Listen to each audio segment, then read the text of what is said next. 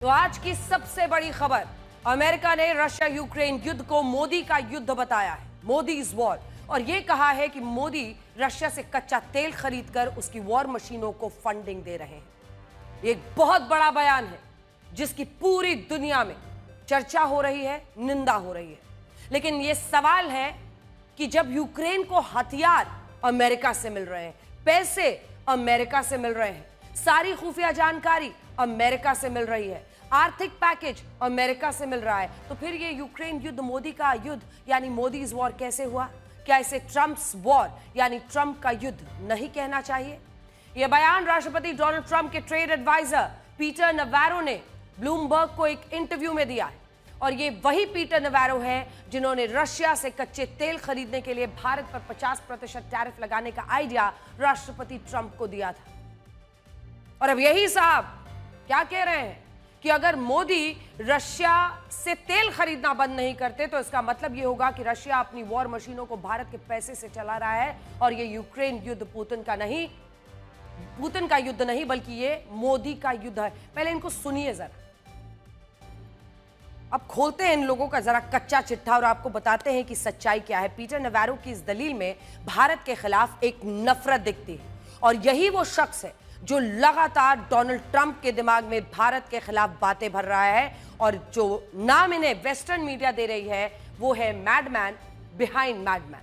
वो ये कह रहे हैं पीटर नवारो कि जब भारत रशिया से कच्चा तेल खरीदता है तो इससे रशिया को पैसा मिलता है, फिर इन्हीं पैसों को रशिया युद्ध में खर्च करता है और जब इससे युद्ध की आग और भड़कती है तो अमेरिका को यूक्रेन की मदद करनी पड़ती है और अमेरिका के टैक्स पेयर्स का पैसा मोदी के कारण मजबूरन यूक्रेन युद्ध में खर्च हो जाता है। सुनिए इनको, अजीबो गरीब दलील। और इस अजीबो गरीब दलील के लिए पीटर नवारो को वाकई पुरस्कार मिलना चाहिए। इनके राष्ट्रपति तो नोबेल पुरस्कार मांग रहे हैं, लेकिन इनको एक पुरस्कार मिलना चाहिए क्योंकि उन्होंने अमेरिका के अपराध को छिपाकर भारत को दोषी बताने के लिए खूब मेहनत की। दलीलों का एक माया जाल बुनते हुए इतनी मेहनत करके उन्होंने ये दलील बनाई जिससे वो इस युद्ध को मोदी का युद्ध साबित कर सके। लेकिन आज हम अमेरिका के दावों की पोल खोलना चाहते हैं, पूरी दुनिया को बताना चाहते हैं कि ये मोदी का युद्ध नहीं है बल्कि ये मिस्टर डोनाल्ड ट्रंप और उनके देश अमेरिका का युद्ध है। मैं आपको बड़ी स्क्रीन पर अमेरिका के एक झूठ का पूरा कच्चा चिट्ठा दिखाती हूं। देखिए, यह मुमकिन है क्योंकि स्ट्रेटेजिक तौर पर भारत और अमेरिका रिश्ते रखना चाहते हैं, भारत भी रखना चाहता है, लेकिन अगर इस पूरी कड़ी में इसको प्रधानमंत्री नरेंद्र मोदी के खिलाफ अब सीधे तौर पर अमेरिका उतर रहा है या पीटर नवारो उतर रहे हैं तो इसके बड़े मायने हैं। और हम आज एक एक झूठ का पूरा कच्चा चिट्ठा दिखाना चाहते हैं क्योंकि इसे जितना हो सके उतना शेयर कीजिए आप और दुनिया को बता दीजिए कि यह मोदी का नहीं बल्कि ट्रंप का युद्ध है। भारत ने कभी भी रशिया यूक्रेन युद्ध का समर्थन नहीं किया और हमने हमेशा से शांति की अपील की है। जिस वक्त ये युद्ध शुरू हुआ था उस वक्त बिना वक्त गवाए मार्च 2024 में भारत के विदेश मंत्रालय ने इस युद्ध की निंदा की थी। क्या कहा था वो मैं आपको पढ़कर बताती हूं और इसे जरा पीटर नवारो भी ध्यान से सुन ले। भारत यूक्रेन के हालिया घटनाक्रमों से बेहद चिंतित है। हम तत्काल तनाव कम करने का आह्वान करते हैं और सभी पक्षों से संयम बरतने और बातचीत में शामिल होने की वकालत करते हैं, अपील करते हैं। सुरक्षा परिषद और महासभा में हमारे वक्तव्यों में तत्काल युद्ध विराम और फंसे हुए नागरिकों के लिए सुरक्षित मार्ग सुनिश्चित करने का आग्रह किया गया है। ये 15 मार्च 2022 की हम आपको दिखा रहे हैं जब मिनिस्ट्री ऑफ एक्सटर्नल अफेयर्स, भारतीय विदेश मंत्रालय ने, गवर्नमेंट ऑफ इंडिया ने ये पूरी बात कही है। तो ये मार्च 15, 2022 का जैसे ही इस युद्ध की शुरुआत हुई थी तब का ये स्टेटमेंट है। उस वक्त भारत ने ना सिर्फ यूक्रेन की संप्रभुता और क्षेत्रीय अखंडता का समर्थन किया बल्कि प्रधानमंत्री मोदी दुनिया के पहले ऐसे नेता बने जिन्होंने 16 सितंबर 2022 को समरकंद के एससीओ समिट में राष्ट्रपति व्लादिमीर पुतिन से आमने सामने की बातचीत में यह कहा कि ये युद्ध का युग नहीं है। जरा इसे भी सुनिए। एक्सेलेंसी, मैं जानता हूं कि आज का युग युद्ध का है नहीं और हमने फोन पर भी कई बार आपसे इस विषय में बात की है कि डेमोक्रेसी और डिप्लोमेसी और डायलॉग, ये सारी बातें ऐसी हैं कि जो दुनिया को एक स्पर्श करती हैं। आने वाले दिनों में शांति के रास्ते पर हम कैसे बढ़ सके, उसके विषय में जरूर आज हमें चर्चा करने का मौका मिलेगा। सोचिए, हमारे प्रधानमंत्री राष्ट्रपति पुतिन के सामने बैठकर युद्ध का विरोध करते हैं, लेकिन फिर भी अमेरिका इसे मोदी का युद्ध बता देता है। लेकिन जो राष्ट्रपति ट्रंप राष्ट्रपति पुतिन के साथ अलास्का में शांति वार्ता के नाम पर ट्रेड डील, कच्चे तेल और ऊर्जा सौदों पर चर्चा कर रहे थे, उनको देखिए। मोदी ने पुतिन से कहा यह युद्ध का युग नहीं है, सामने बैठकर कहा। और यह है अलास्का में मुलाकात जब होती है व्लादिमीर पुतिन से डोनाल्ड ट्रंप की, तो ऊर्जा समझौते पर चर्चा करते हैं, ट्रंप ने पुतिन से कहा। अब आप समझ लीजिए, एक तो हम तेल खरीदे तो इनको बड़ी नागवारा गुजर रहा है, वहां ऊर्जा के लिए ट्रेड डील, कच्चे तेल, ऊर्जा सौदों पर चर्चा कर रहे हैं। वो अमेरिका और पीटर नवारो को दिखता नहीं है क्या? हकीकत तो यह है कि जब प्रधानमंत्री मोदी ने 2022 के एससीओ समिट में यूक्रेन युद्ध का विरोध किया, ये 2022 के ही एससीओ समिट की बात है, पश्चिमी देशों ने की थी पीएम मोदी की जमकर तारीफ। Ukraine invasion, Macron and US cite Modi's not era of war remark to Putin. आप सोचिए कि यूक्रेन इन्वेजन पर ये पश्चिमी मीडिया ही था जो ये बता रहा था कि चाहे वो फ्रांस के मैक्रोन हो या अमेरिका हो, दोनों ये कह रहे थे कि मोदी भी कह रहे हैं it is not an era of war, यानी ये युग नहीं है युद्ध का। PM Modi was right, PM Modi सही है, ये इमैनुअल मैक्रोन कह रहे थे, फ्रांस के राष्ट्रपति, not an era of war. प्रधानमंत्री नरेंद्र मोदी के इस not an era of war को तमाम पश्चिमी मीडिया ने हाईलाइट किया था, हेडलाइंस बनाया था, और चाहे वो फ्रांस हो, अमेरिका हो, तमाम देशों ने उसकी प्रशंसा की थी, जिसमें सबसे ज्यादा UN chief Guterres says he fully supports PM Modi's not an era of war। यानी यूएन तक ने प्रधानमंत्री के इस बयान की प्रशंसा की थी, और इससे एक आधार बना था, क्योंकि सितंबर 2022 में फ्रांस के राष्ट्रपति इमैनुअल मैक्रोन ने कहा था कि प्रधानमंत्री मोदी बिल्कुल सही कह रहे हैं, ये युद्ध का युग नहीं है। जबकि संयुक्त राष्ट्र के महासचिव एंटोनियो गुतेरेस ने भी खुद इस बात को दोहराया। पीटर नवारो साहब ये सब भुला देते हैं। तो अब मैं आपको एक बार दिखाना चाहती हूं, ये मेरे हाथ में जो कागज है, क्योंकि ये साल 2022 में G20 समिट का है। अब देखिए, G20 बाली लीडर्स डिक्लेरेशन, ये भी पीटर नवारो तक पहुंचाना पड़ेगा, क्योंकि ये मेरे हाथ में जो G20 समिट का जॉइंट डिक्लेरेशन है, जिसमें अमेरिका जैसे देशों ने ही प्रधानमंत्री मोदी के इन शब्दों को शामिल किया था कि युद्ध का युग नहीं है। अगर आप जूम इन करके हमारे दर्शकों को दिखा सके तो ये वो लाइन है, ये G20 समिट का है जिसमें अमेरिका भी सदस्य है। और यहां पर जब जॉइंट डिक्लेरेशन शामिल किया गया था तो इसमें प्रधानमंत्री नरेंद्र मोदी की ये लाइन शामिल की गई थी। इस लाइन में क्या लिखा हुआ है? इस लाइन में लिखा हुआ है, today's era must not be of war.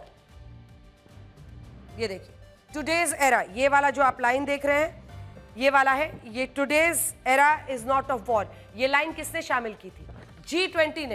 G20 ने इस डिक्लेरेशन में, अपने जॉइंट डिक्लेरेशन में, जिसमें अमेरिका भी सदस्य है, प्रधानमंत्री नरेंद्र मोदी की ये लाइन शामिल की गई थी। इससे आप समझ रहे हैं कि क्या स्थिति है। लेकिन बावजूद इसके, बड़े स्क्रीन पे भी हमने आपके लिए डाल दिया है कि G20 इंडोनेशिया बाली लीडर समिट में 15-16 नवंबर 2022 को, इसमें साफ साफ शब्दों में लिखा है, today's era must not be of war. प्रधानमंत्री नरेंद्र मोदी की इस लाइन को शामिल किया गया था। अमेरिका और पीटर नवारो ने बिना होमवर्क किए सिर्फ भारत पर दबाव बनाने के लिए, वही दबाव जो कभी टैरिफ बढ़ाकर वो लगा रहे हैं, वही दबाव जो किसी न किसी तरीके के बयान से, भारत विरोधी बयान देकर वो बनाने की कोशिश कर रहे हैं। इस युद्ध को मोदी का युद्ध बताया जा रहा है, जबकि सच ये है कि जब पिछले साल प्रधानमंत्री मोदी रशिया के दौरे पर गए थे, तब भी उन्होंने राष्ट्रपति पुतिन के सामने बैठकर ये कहा था कि युद्ध समस्याओं का समाधान नहीं हो सकता। एक्सेलेंसी, एक मित्र के नाते मैंने हमेशा कहा है कि हमारी भावी पीढ़ी के उज्जवल भविष्य के लिए शांति सर्वाधिक आवश्यक है। लेकिन मैं ये भी जानता हूं कि युद्ध के मैदान में समाधान संभव नहीं होते। बम, बंदूक और गोलियों के बीच समाधान और शांति वार्ताएं सफल नहीं होती हैं, और हमने वार्ता के माध्यम से ही शांति के रास्ते अपनाने होंगे। इस प्रकार की मदद की आवश्यकता होगी भारत हमेशा हमेशा आपके साथ खड़ा रहेगा और 2 कदम आगे चलेगा। हम बहुत ही कन्विक्शन के साथ युद्ध से दूर रहे हैं, लेकिन इसका मतलब ये नहीं है कि हम तटस्थ थे, हम न्यूट्रल नहीं थे। हम पहले दिन से ही पक्षकार रहे हैं और हमारा पक्ष है शांति का। प्रधानमंत्री नरेंद्र मोदी उन चुनिंदा नेताओं में से विश्व में है जो दोनों से ही, चाहे वो राष्ट्रपति पुतिन हो या फिर जेलेंस्की हो, दोनों के सामने बैठकर युद्ध पर अपनी स्थिति खुलकर बोलते हैं, भारत का पक्ष रखते हैं और बार बार दोहराते हैं कि ये युद्ध का युग नहीं है। क्या ट्रंप की बात राष्ट्रपति पुतिन के सामने बैठकर कह सकते हैं? ये सारे वो सबूत हैं जिनसे ये साबित होता है कि यूक्रेन युद्ध को मोदी का युद्ध कहना पूरी तरह से बेबुनियाद है। लेकिन अब आपको वो सबूत दिखाते हैं जिनसे ये पता चलता है कि अमेरिका और उसके राष्ट्रपति डोनाल्ड ट्रंप का युद्ध है, यानी दिस इज ट्रंप्स वॉर। चलिए एक एक सबूत आपको बड़ी स्क्रीन पर दिखाएंगे जिससे आपके सामने ये तस्वीर साफ होगी कि हम इसे क्यों कह रहे हैं कि ये डोनाल्ड ट्रंप का युद्ध है। यूक्रेन को अमेरिकी आर्थिक मदद, ये जो 11,54,000 करोड़ रुपए मिलते हैं, हथियार खरीद में खर्च किए जाते हैं।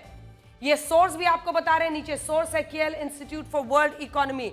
तो जर्मनी का एक मशहूर थिंक टैंक है जिसका नाम है कियल institute for the world economy. इसकी रिपोर्ट कहती है कि 24 जनवरी 2022 से 30 जून 2025 के बीच अमेरिका ने यूक्रेन को 11,54,000 करोड़ रुपए, जो आप देख रहे हैं, ये आर्थिक मदद दी है। और इसमें 56% पैसा कहां खर्च हुआ? सिर्फ हथियार खरीदने के लिए दिया गया। तो ट्रंप साहब, क्या आपके डॉलर से ये युद्ध नहीं चल रहा है? ये तो डायरेक्ट कनेक्शन है। अमेरिका ने साल 2022 से अब तक यूक्रेन को 6.5 लाख करोड़ रुपए की मिलिट्री एड दी है। हम अगर ह्यूमैनिटी के लिए, अगर वहां पर लोगों के लिए मदद दी जाए, हम भी दवाएं भेजते हैं, भारत भी दवाएं भेजता है यूक्रेन में, हम उसकी बात नहीं कर रहे हैं। हम बता रहे हैं आपको मिलिट्री एड। तो देखिए 6.5 लाख करोड़ की मिलिट्री एड दी है, 4,65,000 करोड़ रुपए की आर्थिक मदद दी है और ह्यूमैनिटेरियन एड, इसमें कोई दिक्कत नहीं है। मानवीय सहायता के लिए अगर वो 34,437 करोड़ रुपए दिए हैं तो वो अपनी जगह पर ठीक है। लेकिन सैन्य सहायता कितनी है? 56.3%। आर्थिक मदद कितनी है? 40% के आसपास। मानवीय सहायता कितनी है? ये देख लीजिए, ये है अमेरिका की पोल। यह बताता है कि जब बात ह्यूमैनिटेरियन हेल्प की होती है, मानवीय सहायता की होती है, कि जो लोग युद्ध से प्रभावित हैं, तब देखिए पाई चार्ट कैसे बढ़ जाता है। उधर लाल ही लाल रंग दिख रहा है जब सैन्य सहायता के लिए, हथियारों के लिए पैसा देता है अमेरिका। जब वो आर्थिक मदद देते हैं तब भी मामला काफी 40% के ऊपर दिख रहा है। लेकिन जब मानवीय सहायता की बात आती है तो देखिए 3.2% डायरेक्टली प्रोपोर्शनल टू उनकी सोच। अब इन आंकड़ों को देखिए जिससे ये युद्ध यूरोप का युद्ध लगता है। अमेरिका के बाद यूक्रेन युद्ध के लिए यूरोपियन यूनियन कितना देता है? 6,37,000 करोड़। जबकि अगर आप देखिएगा पहला आंकड़ा जो हम आपको दिखा रहे हैं, जर्मनी कितना देता है? 2 लाख करोड़ के आसपास समझिए। लगभग 2.25 लाख करोड़ ब्रिटेन और 1.25 लाख करोड़ के आसपास जापान देता है। अब ये जितने देश हैं, ये सब जो ये पैसा दे रहे हैं, यूक्रेन को आर्थिक मदद कर रहे हैं, और अगर हथियार खरीदने में से यूक्रेन इस्तेमाल कर रहा है, हालांकि अमेरिका का तो साफ था कि हथियारों के इस्तेमाल के लिए कितना पैसा वो ले रहे हैं। अगर सिर्फ राष्ट्रपति डोनाल्ड ट्रंप के 6 महीनों का कार्यकाल देखें तो इसमें भी यूक्रेन को 2,582 करोड़ रुपए की सैन्य मदद मिल चुकी है। सैन्य मदद हम कह रहे हैं, मिलिट्री एड, यानी वो उनके सेना के लिए खर्च होने वाला पैसा है। सेनेट कमेटी से जो अतिरिक्त पैसा मिला है वो 8,609 करोड़ है। तो ट्रंप के कार्यकाल में जो यूक्रेन को मदद है और ये जो सैन्य मदद वो 2,582 करोड़ रुपए का दे रहे हैं, इससे क्या वहां शांति के कबूतर उड़ाए जा रहे हैं? इन पैसों का इस्तेमाल वहां हथियारों के लिए हो रहा है और उसी हथियार से ये युद्ध लड़ रहा है यूक्रेन। अगर तो ये ट्रंप्स वॉर क्यों नहीं है? इन सारे पैसों के हथियार यूक्रेन को दिए गए हैं। इसके अलावा अमेरिका की सेनेट ने भी आपने देखा कैसे 8,609 करोड़ रुपए का अतिरिक्त पैसा दिया है। और यूक्रेन पर राष्ट्रपति ट्रंप भी खूब पैसा बहा रहे हैं, लेकिन उनके डॉलर में तो ऐसा जादू है कि इससे युद्ध हो ही नहीं सकता। अमेरिका कहता है कि भारत रशिया से कच्चा तेल खरीद रहा है, इसीलिए ये मोदी का युद्ध है, लेकिन जरा इसका भी कच्चा चिट्ठा आज आप देख ही लीजिए। साल 2022, साल 2023 और साल 2024 के 3 सालों में भारत ने रशिया से 14,20,000 करोड़ रुपए का कच्चा तेल, गैस और बाकी सामान खरीदा। लेकिन इन्हीं 3 सालों में यूरोपियन यूनियन ने 27,76,000 करोड़ रुपए का, ये देखिए, और इसीलिए हम कह रहे हैं, ये देखिए ना मैप, अगर आप रशिया से यूरोपियन यूनियन का देखेंगे तो यूरोपियन यूनियन का जो आयात है, जो वो इंपोर्ट कर रहे हैं, वो भारत से कहीं ज्यादा है। 27,76,000 करोड़ रुपए, जिसका वो कच्चा तेल ही खरीद रहे हैं, नेचुरल गैस ही खरीद रहे हैं और बाकी सामान भी खरीद रहे हैं, जो भारत से दोगुना है। 14 और सीधा 28 के आसपास ये नंबर आ जाता है। दोगुना यूरोपियन यूनियन इस वक्त खरीद रहा है। अमेरिका इतनी बड़ी बड़ी बातें करता है, लेकिन खुद उसने भी रशिया के साथ व्यापार को बंद नहीं किया है। जब से रशिया यूक्रेन का युद्ध चल रहा है, तब से इन 3 सालों में अमेरिका ने रशिया से 2,11,000 करोड़ की खरीद की है। 2,11,000 करोड़ की ये खरीद की है। और ये वर्ष 2022 से, जब से युद्ध शुरू हुआ है, 3 सालों की बात हम बता रहे हैं, 2,11,000 करोड़ की। क्या क्या खरीदा है? फर्टिलाइजर्स, यूरेनियम, प्लूटोनियम, पैलेडियम, ये सब कुछ खरीदा। और सोचिए, अमेरिका के साथ व्यापार करके रशिया ने जो पैसे कमाए हैं, क्या वो पैसे रशिया ने युद्ध में खर्च नहीं किए होंगे? उस पैसे से क्या व्लादिमीर पुतिन शांति के कबूतर खरीद रहे हैं? या कहीं ऐसा लिखा है कि रशिया सिर्फ भारत के पैसों को ही युद्ध में खर्च करता है? जैसे विवेक मर जाता है, वही हाल हो रही है। ये स्वीडन के Stockholm international peace research institute की रिपोर्ट है, जो आप दिखाएंगे, जिसमें साफ दिख रहा है कि यूक्रेन से लेकर इजराइल तक अमेरिका ने हर युद्ध में खूब हथियार बेचे, हथियार ही हथियार बेचे, और इन सारे हथियारों की बिक्री से इतना पैसा कमाया है कि वो दुनिया में हथियारों का सबसे बड़ा सप्लायर बन गया है। और इसीलिए नैतिक रूप से यूक्रेन युद्ध को मोदी का युद्ध नहीं, बल्कि ट्रंप्स वॉर कहना चाहिए। आपके सामने कुछ नंबर्स रखते हैं। दुनिया में हथियारों की बिक्री में हिस्सेदारी अगर आप देखिए 2020-24 43%। कितना बदलाव आया है? पहले 2015 से 19 से 21% का इजाफा हो गया है साहब, अगर आप देखें तो। यहां पर लेकिन 7% का इजाफा है। अगर हम 15 और 19 से देखें तो 8% का इजाफा है। 35 से 43% हुआ है। फिर आप आ जाइए फ्रांस का। फ्रांस में 8.6 से 9.6 है। फिर यहां पर वर्ष 2015-16 में आप देखिए तो जो रशिया था वो 21% है, 7.8 अब हो गया है। दुनिया में हथियारों की बिक्री में जो हिस्सेदारी वो हम आपको बता रहे हैं, रशिया के लिए जबरदस्त गिरी है, अमेरिका के लिए वैसे ही ऊपर बढ़ी है, और चीन के लिए मामूली बढ़त है, 6.2 हुआ है 5.9 से, 5.6 से 5.7, 0.1% जर्मनी के लिए बढ़ा है। लेकिन अगर ये युद्ध हो रहे हैं विश्व के अलग अलग हिस्सों में, तो सबसे बड़ा फायदा किसको हो रहा है? ये नंबर्स आपको बता रहे हैं कि ये फायदा सिर्फ और सिर्फ अमेरिका को हो रहा है, जो 35% से सीधे हथियारों की बिक्री में 43% पर पहुंच गया है। अगर पीटर नवारो इस युद्ध को मोदीज वॉर बता रहे हैं, तो इसके पीछे कूटनीतिक वजह भी हो सकती है। असल में अमेरिका चाहता तो वो इसे भारत का युद्ध भी कह सकता था, लेकिन उसने ऐसा ना करके सीधे प्रधानमंत्री मोदी के नाम का इस्तेमाल किया। बीते दिन की आपको बात याद होगी, डोनाल्ड ट्रंप ने एक बार फिर से सीज फायर का श्रेय लिया, क्योंकि टेबल पर बैठे हुए उनके प्रशंसकों के एक हुजूम ने तालियों के बीच और हंसी मजाक के बीच एक बार फिर से उनको क्रेडिट दिया, नोबेल पुरस्कार की बात की, और डोनाल्ड ट्रंप ने कहा कि मैंने ही युद्ध रुकवाया है, ट्रेड डील की धमकी भी दी है। लेकिन जब उन्होंने प्रधानमंत्री नरेंद्र मोदी का नाम लिया तो उन्होंने कहा he is a terrific man, यानी वो एक कमाल के व्यक्ति हैं। लेकिन आज जब नवारो का इस्तेमाल हो रहा है तो भारत पर दबाव बढ़ाने के लिए किया जा रहा है। इसके पीछे एक कारण यह हो सकता है कि अमेरिका सीधे प्रधानमंत्री मोदी पर हमला करके भारत पर अपने दबाव को बढ़ाना चाहता है, वही दबाव जिसे अब तक भारत ने खारिज किया, देश हित में अमेरिका की शर्तों पर उसके साथ ट्रेड डील करने से इनकार किया। यह भारत के लिए असीम गर्व की बात है कि अमेरिका लगातार इस तरह से दबाव बना रहा है और यहां तक कि डोनाल्ड ट्रंप के इर्द गिर्द बैठे लोग अब सीधा शब्दों का इस्तेमाल कर रहे हैं, तुके जो है बयान दे रहे हैं, भारत पर दोष मढ़ रहे हैं। अब वो प्रधानमंत्री नरेंद्र मोदी तक पहुंच गए। एक और कारण क्या है? वो ये हो सकता है कि ट्रंप प्रशासन ने रशिया से कच्चा तेल खरीदने के लिए भारत पर 50% टैरिफ तो लगा दिया, लेकिन इस फैसले पर ट्रंप प्रशासन को ज्यादा लोगों का समर्थन नहीं मिला और इसीलिए हो सकता है कि आलोचनाओं से बचने के लिए पीटर नवारो ने यह बयान देकर अमेरिका के लोगों को उकसाया है, क्योंकि अमेरिकी इस वक्त चाहते हैं कि ये युद्ध रुके। इसमें कोई दो राय नहीं है कि अमेरिका में सबसे बड़ा तबका यही चाहता है कि रशिया और यूक्रेन के बीच में यह जंग रुक जाए। अब अमेरिका के लोगों को अगर उकसाना है तो यही मौका है। इस युद्ध के खिलाफ, भारत के खिलाफ आप उकसाइए। और फिर वो ये कहना चाह रहे हैं कि प्रधानमंत्री नरेंद्र मोदी के युद्ध के कारण अमेरिका के टैक्स पेयर्स का पैसा यूक्रेन युद्ध में बर्बाद हो रहा है। मतलब किस तरह से वो पूरा का पूरा ब्लेम शिफ्ट करने की एक साजिश रच रहे हैं और इसीलिए 50% टैरिफ का फैसला बिल्कुल सही है, ये भी जस्टिफाई करने की कोशिश नवारो कर रहे हैं।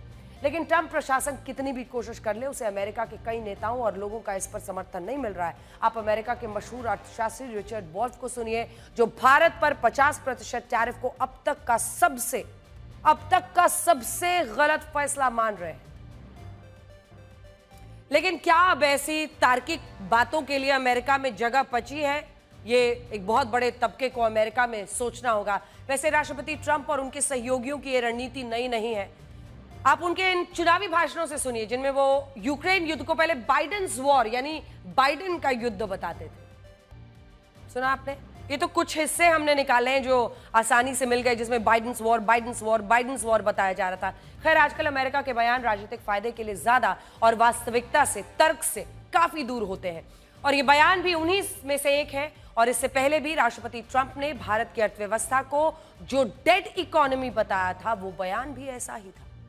और आज तो एक नई रिपोर्ट आई है जो इस बयान की पोल खोलने के लिए काफी है।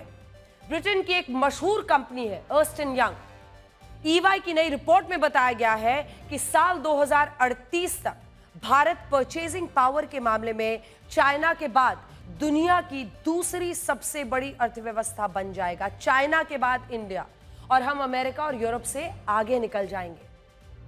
जब किसी देश की जीडीपी को परचेजिंग पावर में गिनते हैं तो यह देखा जाता है कि वहां के लोग अपनी करेंसी में कितनी चीजें खरीद सकते हैं। परचेजिंग पावर, जैसे अमेरिका के अगर आप देखिए तो मैकडॉनल्ड्स का बर्गर अगर $2 का मिलता है, लेकिन भारत में इतने ही $2 में 3 बर्गर्स आ सकते हैं। यानी परचेजिंग पावर के मामले में भारत का साइज बड़ा है और 2038 तक ये इतना बड़ा हो जाएगा कि हम अमेरिका से भी बड़ी अर्थव्यवस्था बन जाएंगे। और हमारी परचेजिंग पावर बढ़ने के 4 मुख्य कारण होंगे। ये अर्स्ट एंड यंग की रिपोर्ट है, जिसके आधार पर हम ये स्टोरी आपको दिखा रहे हैं। क्या करें? पहली वजह जो बताई गई है, भारत में लोग ज्यादा बचत करते हैं, सेविंग्स, और इनमें भी महिलाओं का एक बहुत बड़ा योगदान है जो थोड़ा थोड़ा पैसा बचाकर बचत करती हैं। दूसरा, भारत में निवेश दर काफी अच्छा है। तीसरा, हमारी जनसंख्या पूरी दुनिया में सबसे ज्यादा है, ये हमारे लिए एक एसेट इस मामले में साबित होगा। और चौथा, हमारे देश में सरकारी खर्च की स्थिति भी ठीक ठाक है, जिसकी वजह से हमारे देश की अर्थव्यवस्था निरंतर बनी हुई है और पिछली तिमाही में हमारा जीडीपी ग्रोथ रेट 7.4% रहा है।